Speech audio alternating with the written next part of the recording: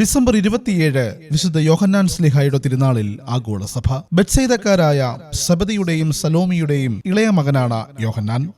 അദ്ദേഹവും ജ്യേഷ്ഠൻ വലിയ യാക്കോബും വിശുദ്ധ പത്രോസിനെ പോലെ സ്നാപക യോഹന്നാന്റെ ശിഷ്യന്മാരായിരുന്നു. അവസാനത്തെ അത്താഴത്തിൽ ഈശോയുടെ മാറിൽ ചാരിക്കിടന്ന അവിടുത്തെ ശ്രേഷ്ഠ ശിഷ്യനായിരുന്നു യോഹന്നാൻ. ഈശോ രൂപാന്തരപ്പെട്ടപ്പോഴും ജൈറോസിന്റെ പുത്രിയെ ഉയർപ്പിച്ചപ്പോഴും ഗെത്സമനയിൽ ചോര വിയർത്ത് പ്രാർത്ഥിച്ചപ്പോഴും യോഹന്നാൻ പത്രോസിനോടും യാക്കോബിനുമൊപ്പം സന്നിഹിതനായിരുന്നു.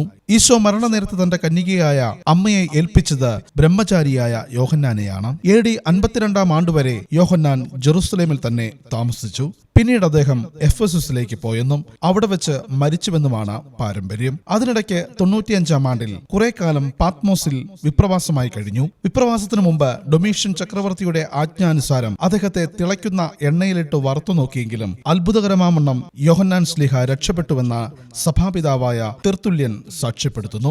യോഹന്നാന്റെ സുവിശേഷവും 3 ലേഖനങ്ങളും വെളിപാടും വളരെ ശ്രദ്ധേയമാണ്. സുവിശേഷം എഴുതിയത് AD 90-നും 100-നും മധ്യേ ആയിരിക്കണം. യോഹന്നാൻ സുവിശേഷം എഴുതാൻ തുടങ്ങിയപ്പോൾ മറ്റു 3 സുവിശേഷങ്ങളും വായിച്ചു പരിചയപ്പെട്ടിരുന്നുവെന്നാണ് പറയുന്നത്. പീഡാനുഭവ ചരിത്രവും 5 അപ്പം കൊണ്ട് 5000 പേരെ തീറ്റി തൃപ്തിപ്പെടുത്തിയതും വെള്ളത്തിന്റെ മീതെ നടന്നതും മഗ്ദലേന ഈശോയുടെ പാദങ്ങൾ കഴുകിയതുമൊഴികെ മറ്റ് യാതൊരു സംഭവവും ശ്ലീഹ തന്റെ സുവിശേഷത്തിൽ ആവർത്തിക്കുന്നില്ല. വചനത്തിന്റെ ചരിത്രം കൊണ്ട് ആരംഭിക്കുന്ന തന്റെ സുവിശേഷം ഈശോയുടെ ദൈവത്വം സ്ഥാപിക്കാൻ താൻ എഴുതിയതാണെന്ന് അദ്ദേഹം തന്നെ പറയുന്നുണ്ട്. ഈശോയുടെ വംശാവലിയോടെ സുവിശേഷം ആരംഭിക്കുന്ന മത്തായിയുടെ പ്രതീകം മനുഷ്യനാണെങ്കിൽ യോഹന്നാന്റെ പ്രതീകം വാനമേഘങ്ങളിൽ പറക്കുന്ന കഴുകന്റേതാണ്. ആധ്യാത്മിക സുവിശേഷമെന്നാണ് യോഹന്നാന്റെ സുവിശേഷത്തെ നാം വിളിക്കുന്നത്. വാർദ്ധക്യത്തിൽ യോഹന്നാൻ തന്റെ ഉപദേശം ആരാഞ്ഞിരുന്നവരോട് ഒരേ ഒരു കാര്യമാണ് പറഞ്ഞിരുന്നത്: കുഞ്ഞുമക്കളെ, നിങ്ങൾ പരസ്പരം സ്നേഹിക്കുവിൻ. ദൈവത്തിന് നമ്മളോട് എത്രമാത്രം സ്നേഹമുണ്ടെന്ന് നാം മനസ്സിലാക്കുകയും അതിൽ വിശ്വസിക്കുകയും ചെയ്തിരിക്കുന്നു.